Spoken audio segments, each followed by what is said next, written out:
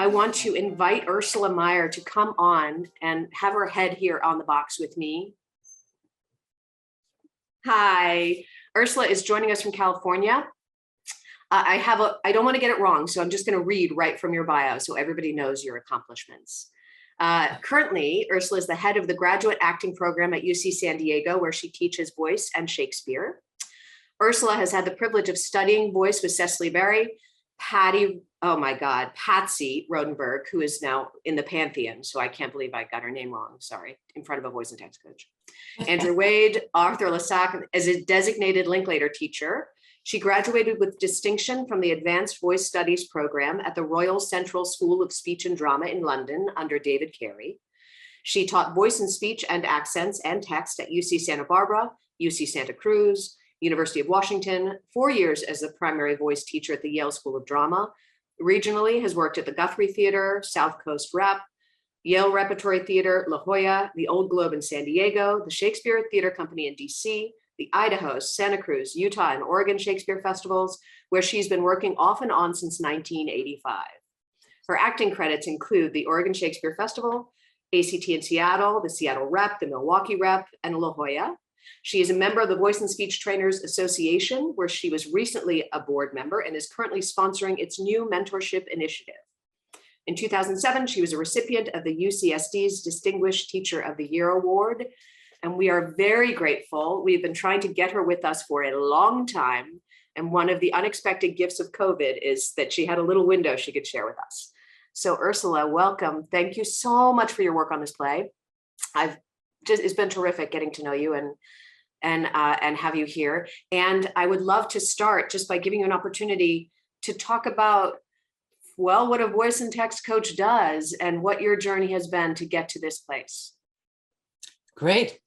I just want to thank APT for continuing to reach out to me, and also to give a big shout out to the brilliant Sue Sweeney, who made voice and text such a centerpiece of the American Players Theater, as well as Carrie and Brenda and those who are on the administrative staff, and also to Sarah Becker, who is a brilliant head of voice. And she and I worked together at the Oregon Shakespeare Festival. We had some mentors in common, and we've been in connection for many years. And so it's really joyous to be working here with her and alongside her and getting to walk the woods with her.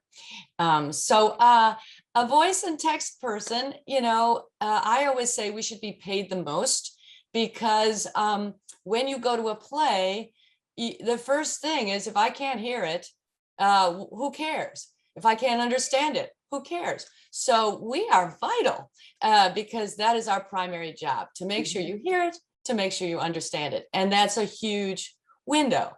So that includes,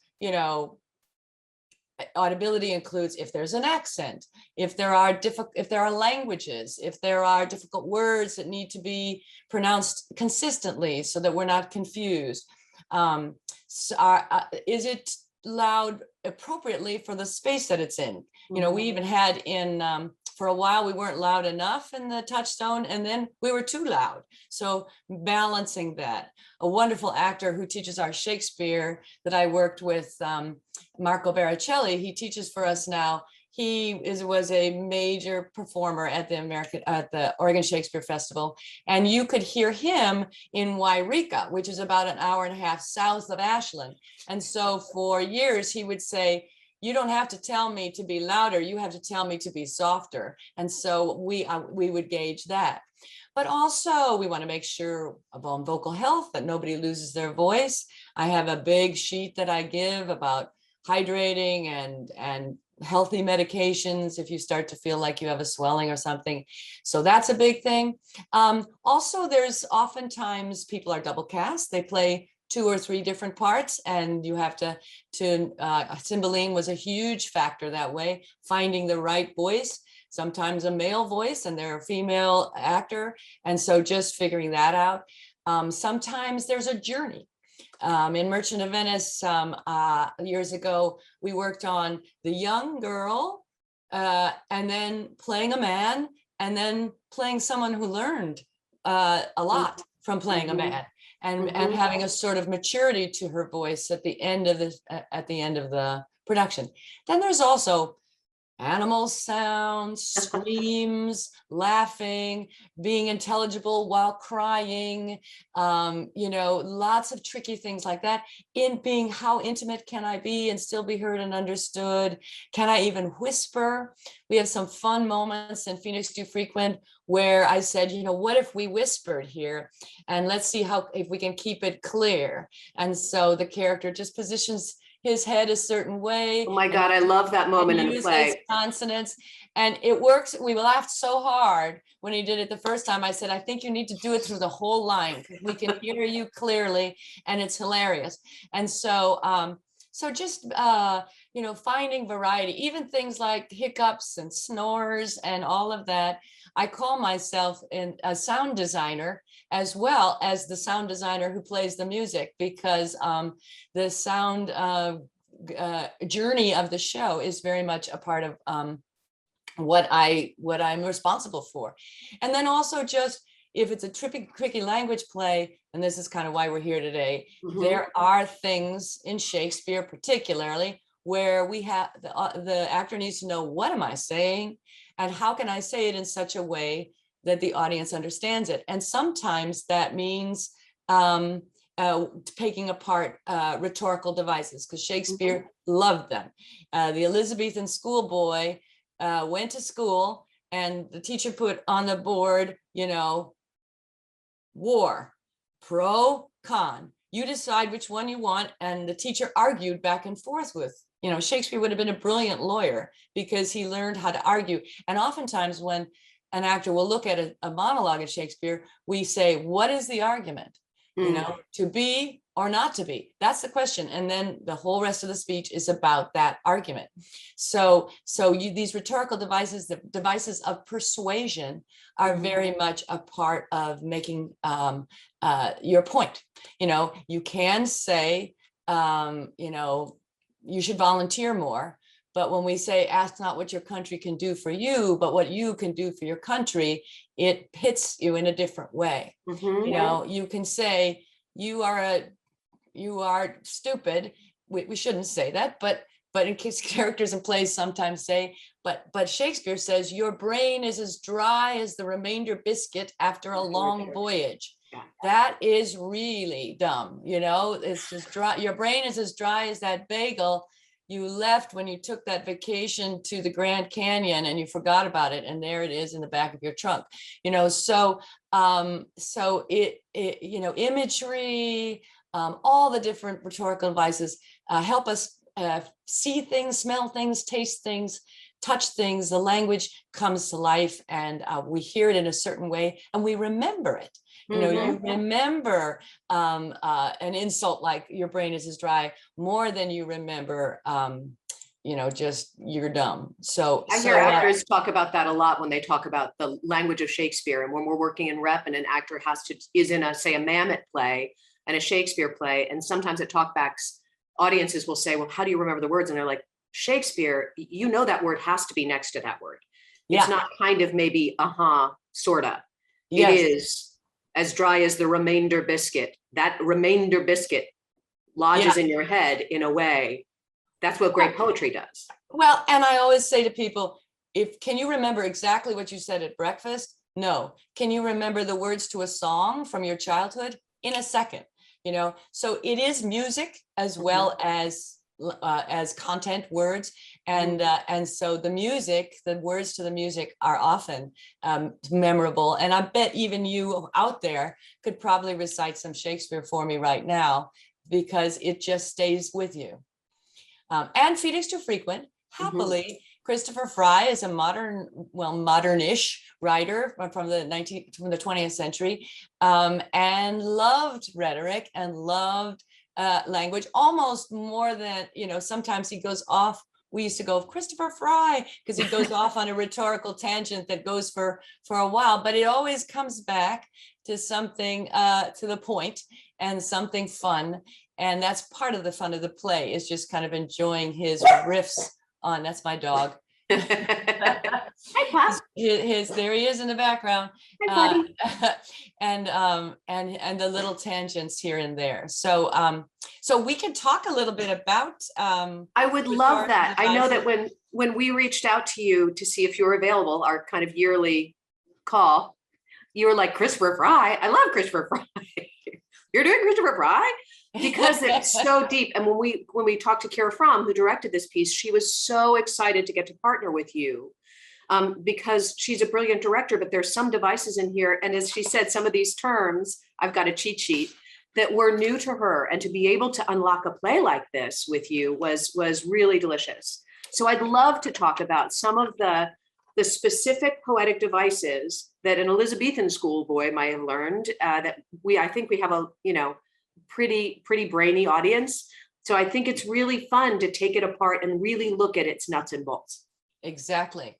So I'll pick a few, and then let me just get there's my Phoenix one. I've got one with examples from our play, and then I've got one with examples from Shakespeare. So you can sort of. I'd love to hear both. See the two of them. Yeah.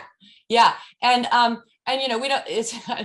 I don't want you to feel like this is a class, and so I'm not going to give you any homework, but there's some really. One of them that you probably know really well is alliteration.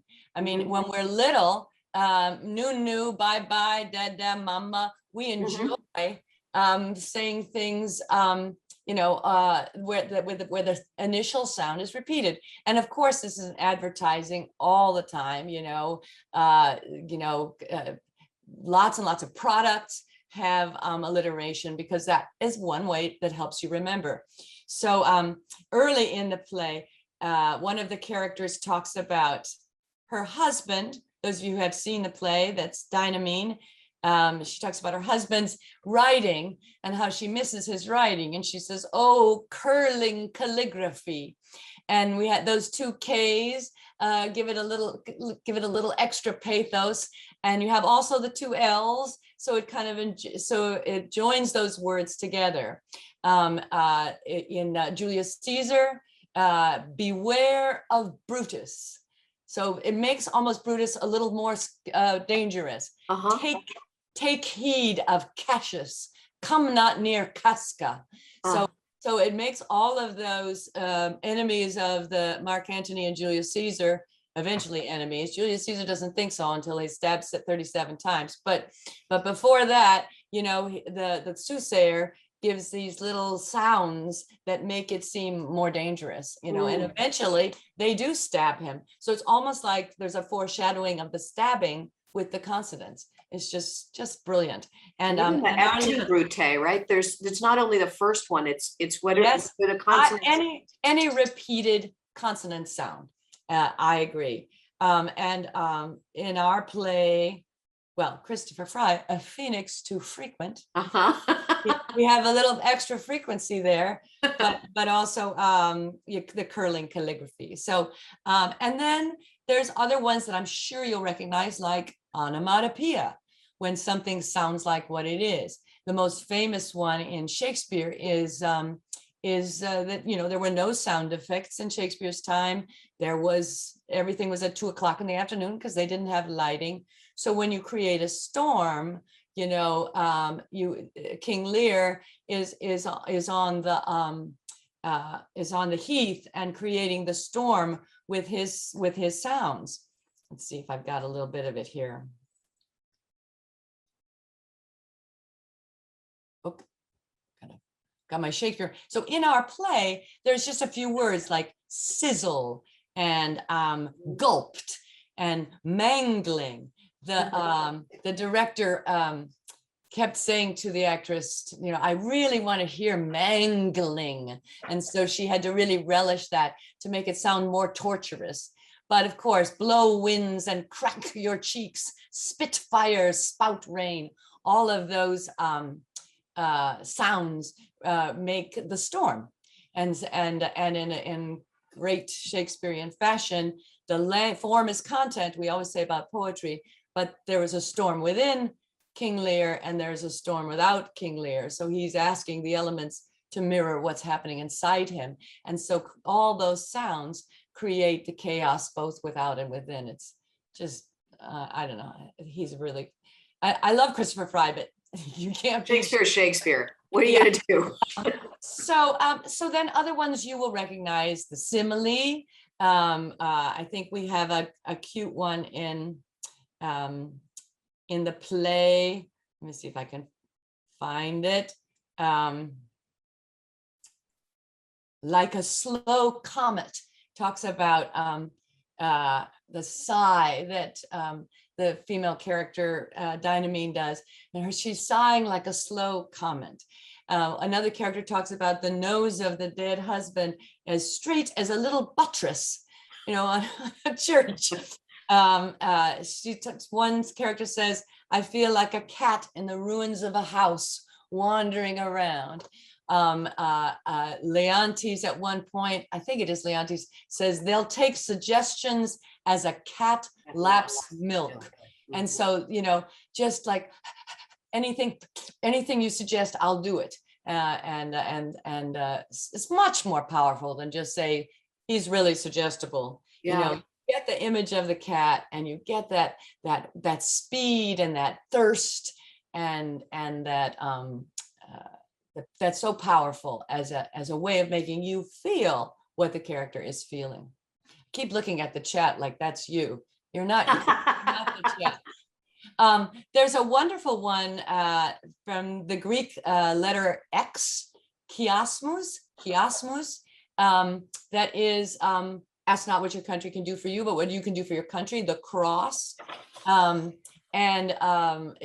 our play, she talks about her dead husband. He made balance sheets, because he was we think he was an accountant in Greek time. He made balance sheets sound like Homer, and Homer sound like balance sheets. So we get a real picture of what her husband must have been like through that wonderful little device. I love that. I just want to speak into that one for a second, Ursula, because it also speaks to your skill and that actor's skill, that not only is she using that poetic device, she's using pitch and pace within so part of your work is, let's identify this device so we can talk about what this author is doing, not just gloss over it and play emotion or use the specifics, but then you take that actor or that artist that you're working with and you say, now, if we highlight this word and then this word and use our pitch, we can help the author, the playwright, to fill out that intention. And that's a beautiful, Phoebe, that moment is so, I've seen it 6 or 7 times, and she's very alive in the moment. So it's never the same, but it is to a degree because she understands what the thing is. Yeah, I call those voice choices. Make a voice choice. Mm-hmm. And especially one of the big workhorses of Shakespeare is antithesis. And so you need to have to be or not to be. And so you actually do 4 things: pitch, to be or not to be, volume, to be or not to be, one louder, one softer. You can do pace, to be or not to be, or you can do quality, to be or not to be. One could be intense, one could be light. Really simple one in Midsummer Night's Dream is not Hermia, but Helena, I love. You can make Hermia sound not beautiful, not Hermia, but Helena, I love. So that's a quality. So pitch, pace, volume, or quality, and you can use them all different ways. The preferred half could be a low pitch. The preferred half could be a high pitch. You want to put forward the preferred half, if there is one. To be or not to be, Hamlet doesn't know what the preferred half is. But with Hermia or Helena, he clearly wants Helena, or he thinks he does because he's been drugged. But and so Hermia or not, or Helena. So I'm lengthening Helena to give the contrast. So yeah, so we talked all about that. We actually talked about a lot in Phoenix Too Frequent with the wonderful way Christopher Fryer does this very elegant, almost Baroque language, very poetic about the creation of life. And then he will undercut with something very contemporary. You know, the first line is the play is, nothing but the harmless day turned into black is all the night is. And it's a little convoluted, but she's trying to say, I shouldn't be scared because it's just day turning into night. And then her next line is, so what's my trouble? You know, so there's a change in style, and that is a rhetorical device. And so so we ask the actress to really change the tone of her voice, to go from a more elevated tone to a more kind of casual, I'm just talking tone. And it catches the audiences oftentimes by surprise. And that's often what produces the laughter. It's so effective because it keeps us off our pins. Yes, exactly. So I'll give you a couple more. I'm not getting a whole lot of questions, but tell me. No, we haven't asked them yet. So that Okay. I'm sure they'll pop in, or I can just keep asking you questions because I have so many of them. But we'll go through the devices and then give the last 10 minutes or so for questions. So pop them in if you want, folks, but believe me, I'm just. So just a few more fun ones are cacophony. You know, when something is, we have that word in our lives. Something is cacophonous, and that's kind of an arrangement of unpleasant sounds to make you acorn chewing infantryman, blush thou lump of foul deformity, Lady Anne, Richard III. And then the antithesis of that, the opposite of that, is euphony, a smooth and pleasant sounding arrangement of sounds. How sweet the moonlight sleeps upon this bank, says Lorenzo to Jessica in The Merchant of Venice. And I think we have one. Let's see if I can find my one for euphony. Euphony. Just like knowing these words. The mulling and cradling of doves in the day. I love that line. When one of the characters is talking about his childhood home. And then, you know, there's some, one of my favorites is synesthesia. When one sense is used, there's a beautiful poem by E. Cummings where he says, your eyes smell of the sound of rain, where he puts all the senses together. Impossible for eyes to smell like a sound, but somehow that makes the eyes more astonishing, more amazing. And so sometimes it's used for comedy.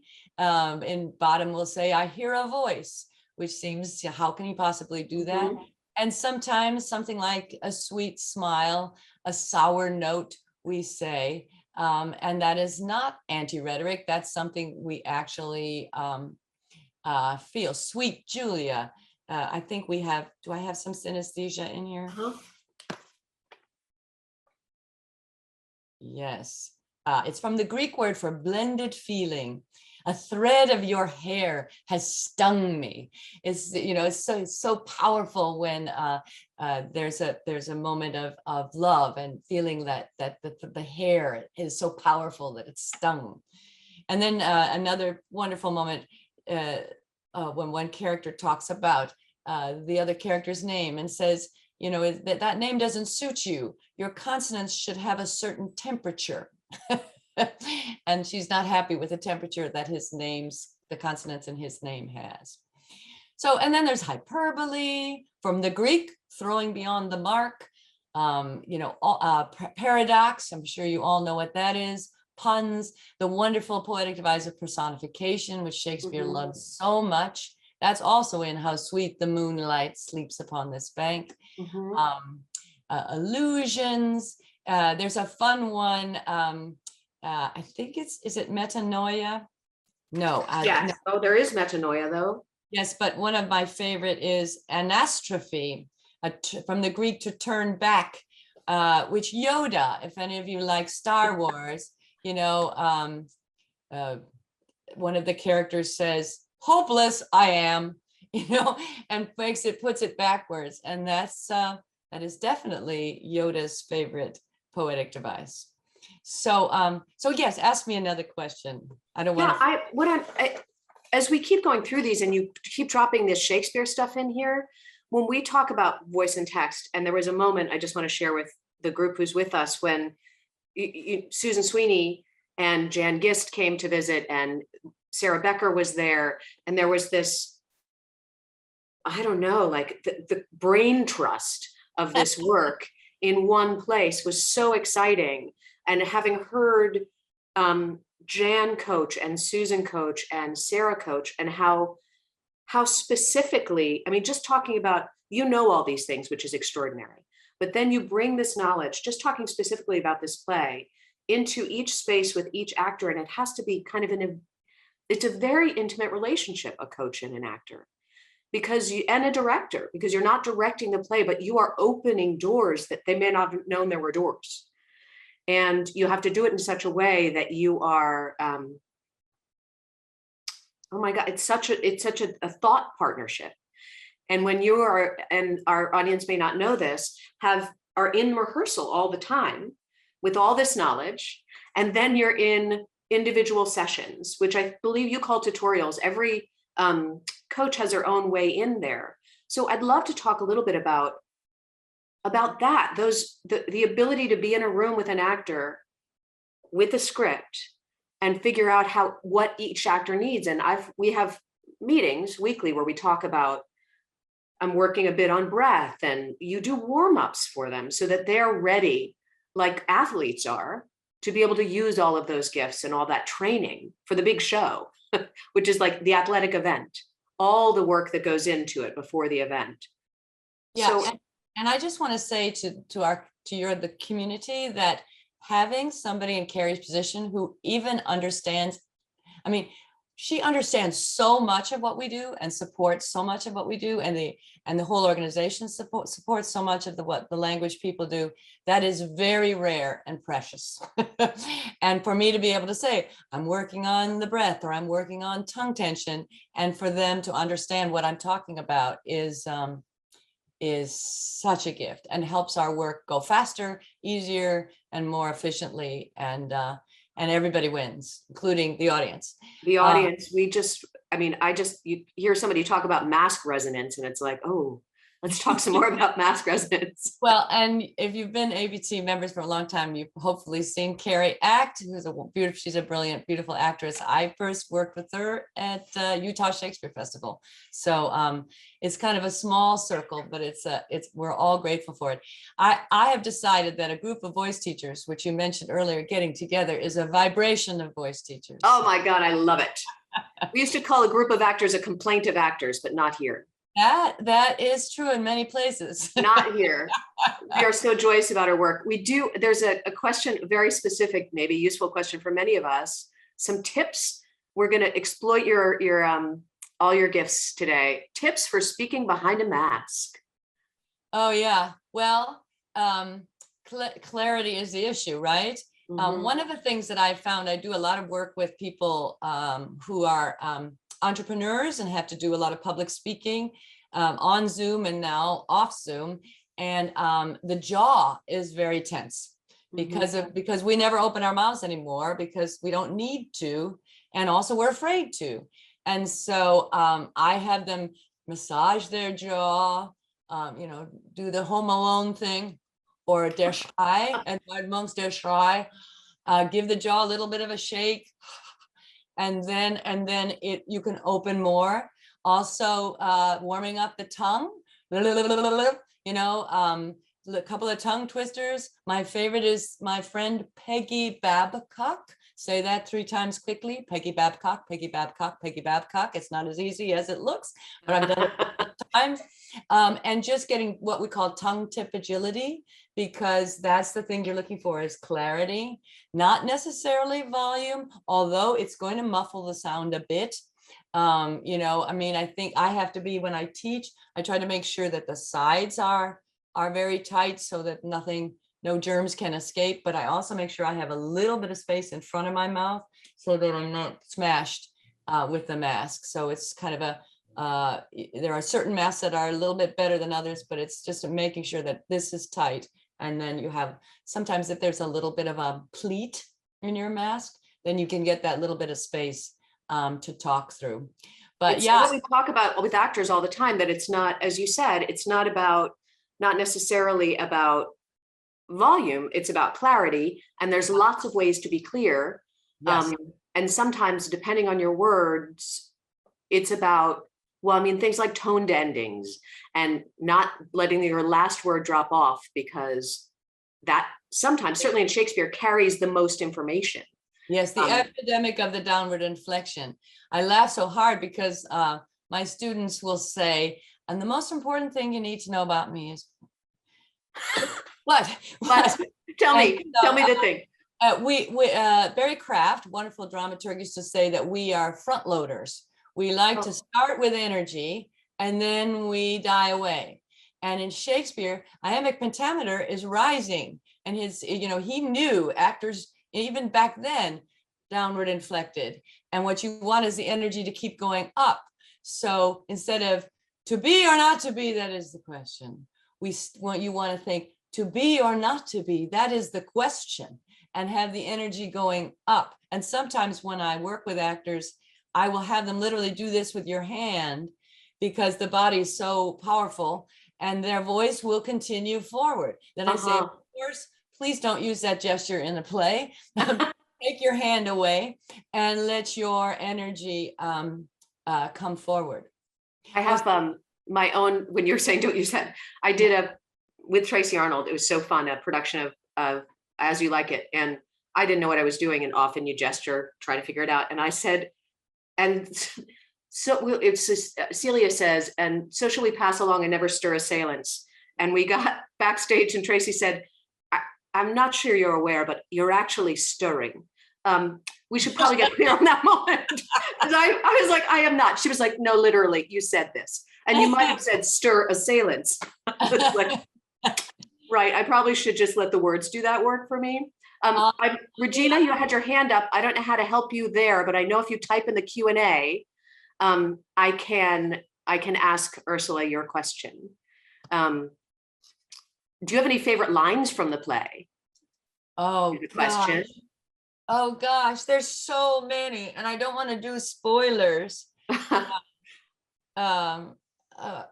Just there's some really simple things. There's a poetic device where, oh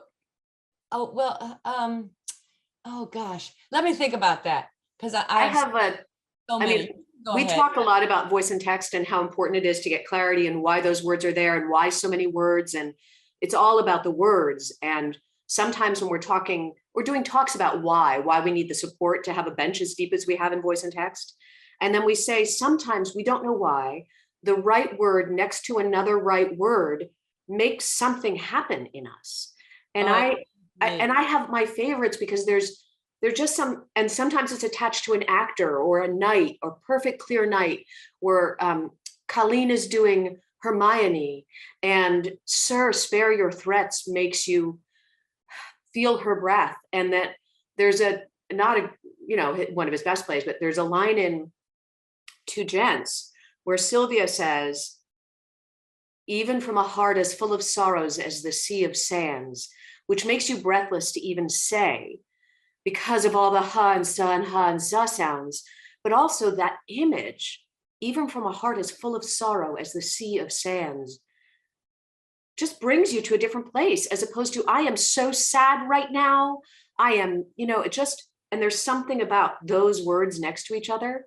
Yes. So are there words, like, as you quoted E.E. Cummings, if we're word people and audience, our friends out there, what is your favorite? You're here because you love words. Yes. So what are your favorite? If we were in the Grove together, we'd be able to actually say it out loud. But in my wedding, as a favors, I gave little scrolls that I called Thought for Food. And I had all my favorite quotes about love. And one of my favorites in Shakespeare is, a lover's eyes will gaze an eagle blind. And so just those Z's, but also the idea that the powerful eyes of a lover is so strong that, an eagle would lose that contest. I have one that I love in, I just found it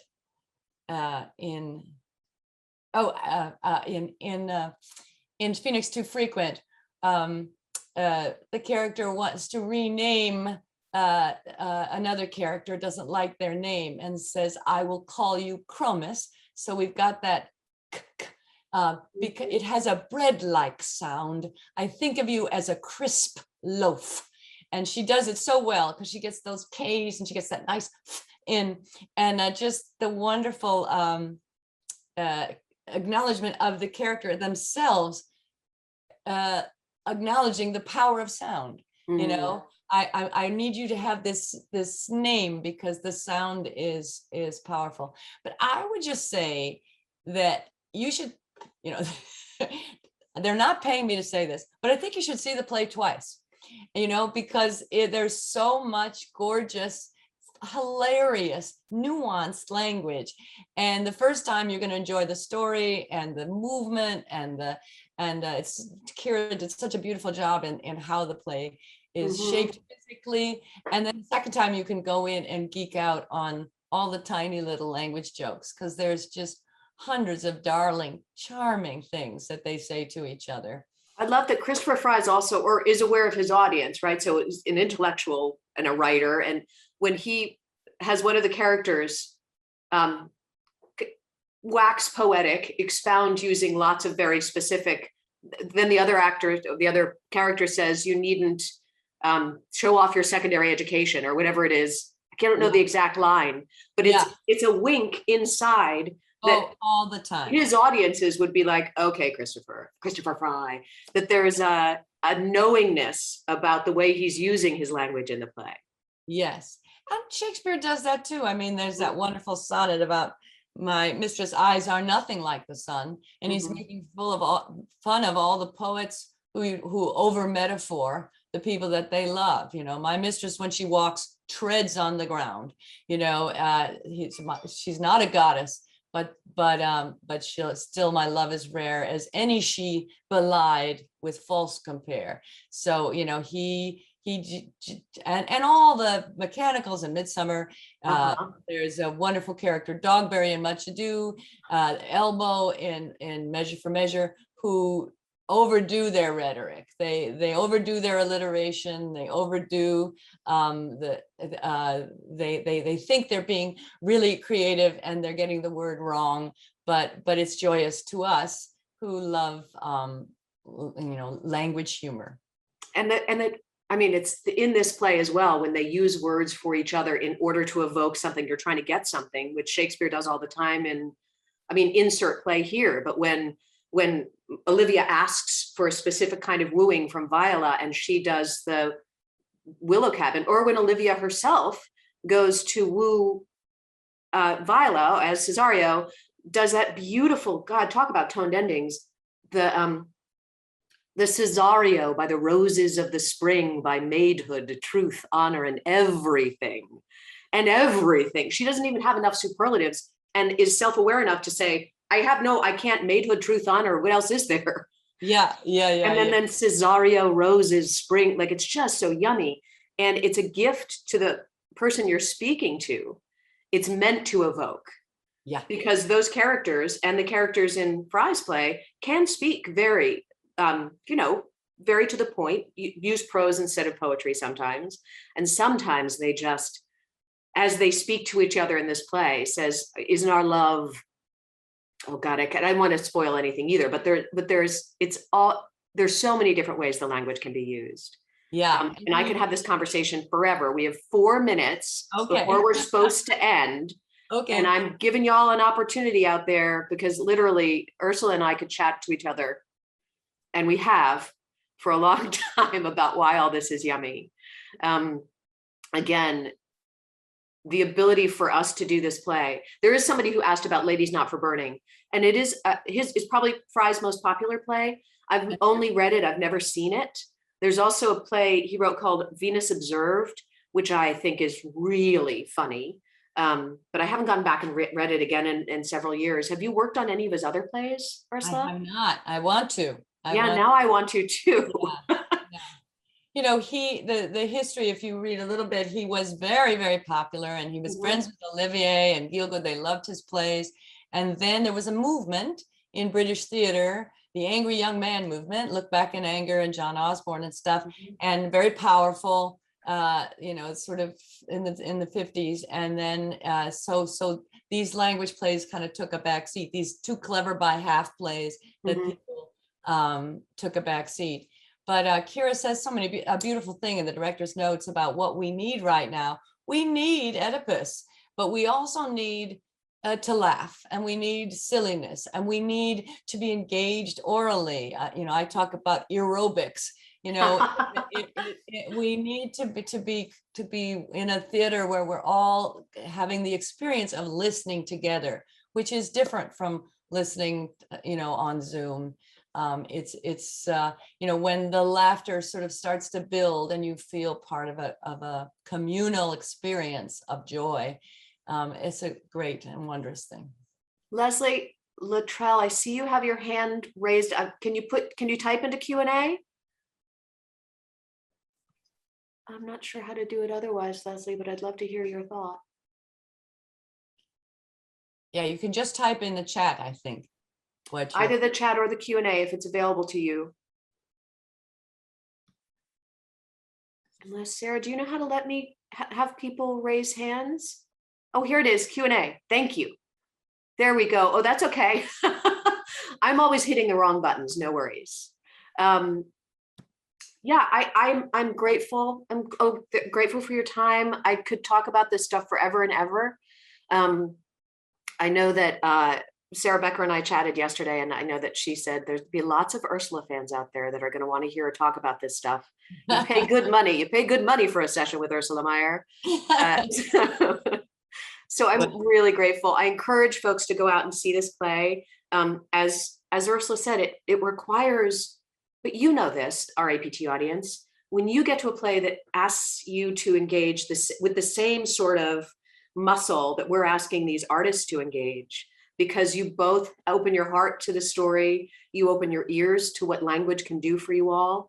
And that's why we're able to do these plays, because you're so hungry for the complexities.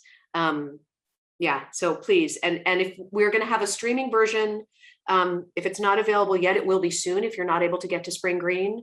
And our streaming version of Cymbeline is available now. So let us, enjoy these plays. It is available. Thank you, Sarah. And thank you all for joining us. Thank you for being with us, Ursula. I'm so grateful to you. Thank you, Carrie. Thank you, American Players Theater. Thank you, Sarah Becker, for the best. We got the deepest bench in the country. She's working every minute to get great coaches out here, and I'm grateful for you. Thank you. Thank you, everyone.